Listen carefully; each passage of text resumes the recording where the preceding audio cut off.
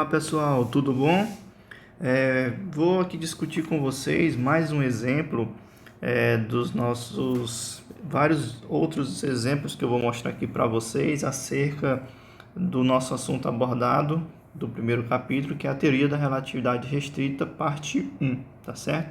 Inclusive esse exemplo ele está parcialmente resolvido e discutido nos nossos slides, tá certo? Então vamos aqui ler o nosso exemplo para que a gente possa compreender qual é a abordagem e quais são os conceitos físicos que nós vamos tratar nele. Então, primeiramente, eu tenho aqui que os muons são partículas elementares relativamente estáveis gerados pela absorção de radiação cósmica na atmosfera superior a aproximadamente 10.000 metros da superfície da Terra. Ou seja, nós temos aqui mais ou menos que os muons podem ser criados, são criados a uma distância de 10 quilômetros da superfície da Terra. Então, essas partículas têm um tempo de vida de aproximadamente 2,2 microsegundos, medidos num referencial onde estão em repouso. Então, pelos conceitos relativísticos, isso aqui corresponde ao tempo de vida próprio da partícula, que é o tempo de vida calculado no referencial de repouso da partícula.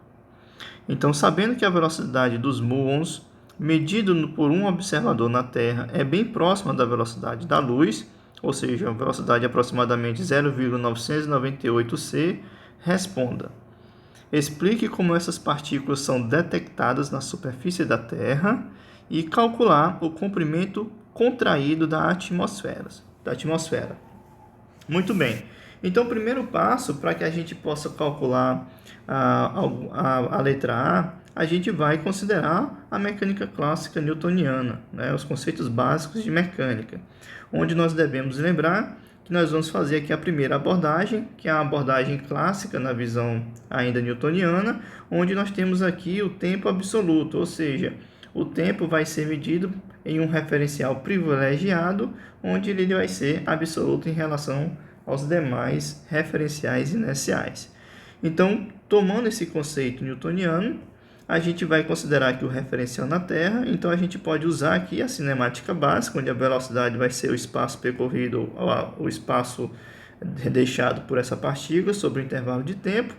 Logo, a gente tem a informação do espaço igual a velocidade vezes ΔT. A velocidade foi dada da partícula no referencial por um observador na Terra, que é de 0,998 vezes a velocidade da luz, vezes o tempo. Só que neste caso, o tempo corresponde ao tempo próprio da partícula, porque aqui nós estamos considerando o referencial o tempo absoluto, né, em relação a um referencial privilegiado.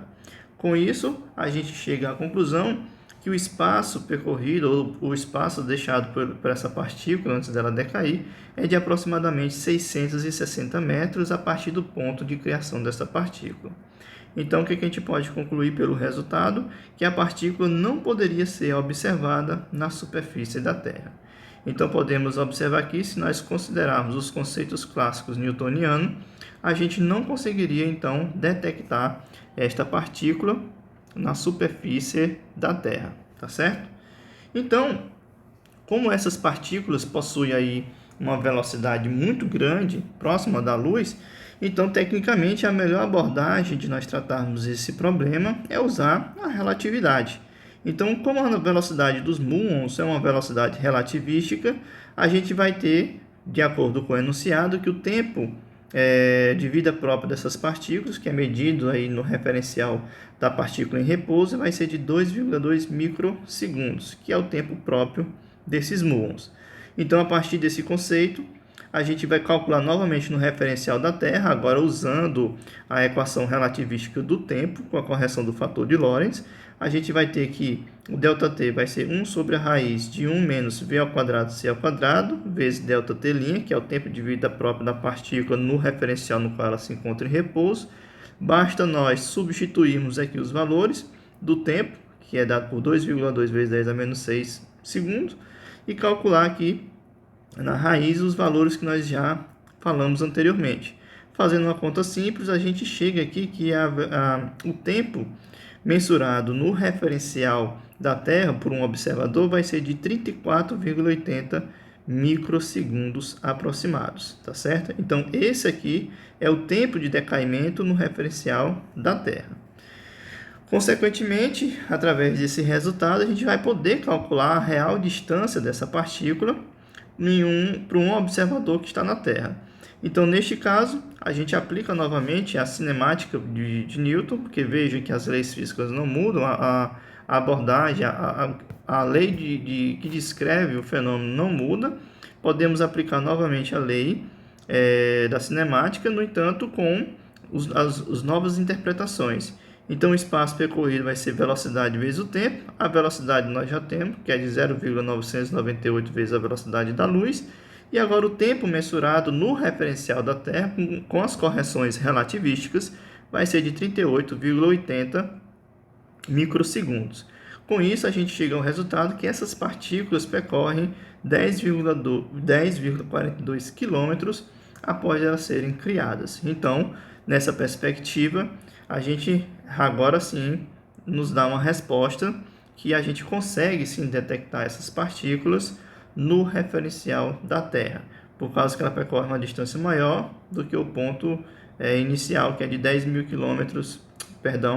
quilômetros da superfície da Terra. Então, a gente consegue detectar essas partículas. Então, a diferença aqui vai estar justamente na abordagem do problema.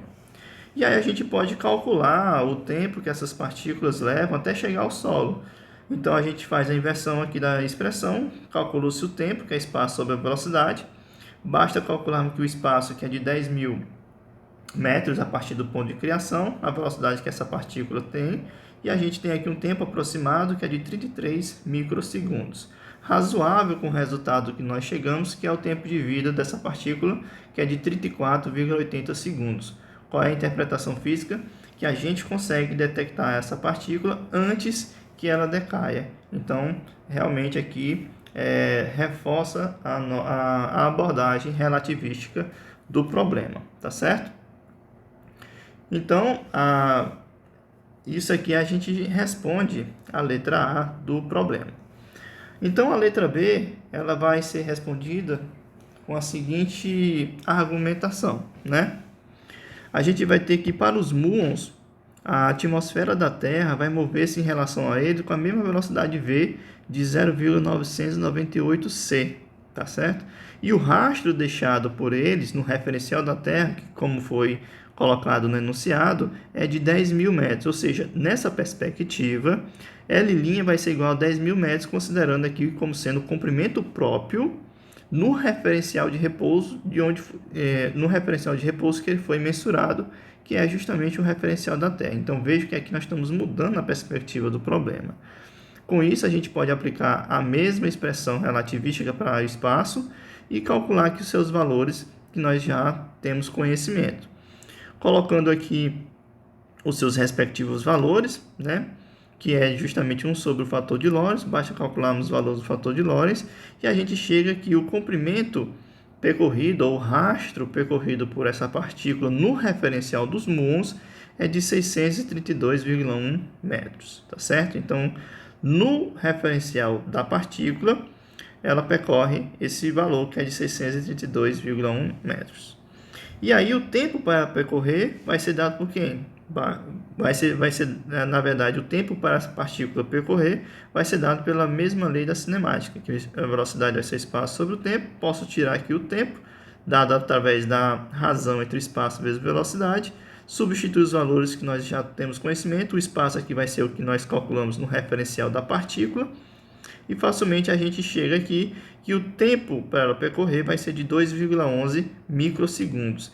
Veja que no referencial da partícula, o tempo de vida dela, que é o tempo próprio, é de 2,2 microsegundos. Então, ou seja, a gente viu que ΔT' vai ser aproximadamente 2,2 microsegundos, né?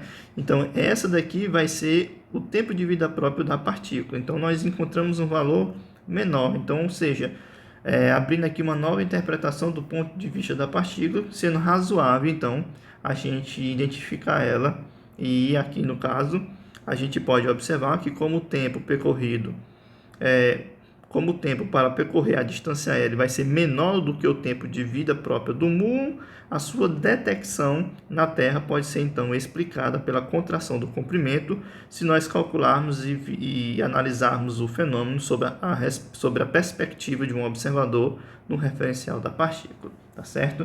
Então aqui a abordagem dada em termos da relatividade, então, explica do porquê que a gente consegue detectar essas partículas no referencial da Terra e também sobre a ótica de um observador que está no referencial da própria partícula.